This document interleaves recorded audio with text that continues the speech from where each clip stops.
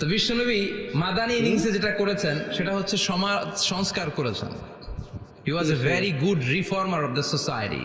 As a father, as a husband, as a reformer of the society, as a lawgiver, as a lawmaker, as a commander, and as a messenger, Muhammad is the Superman of the world.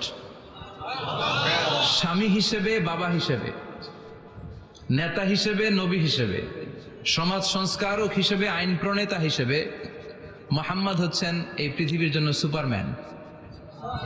তার কোনো তুলনা হয় না, বিশ্বনবীর কোনো তুলনা হয় beyondless, boundless, bottomless.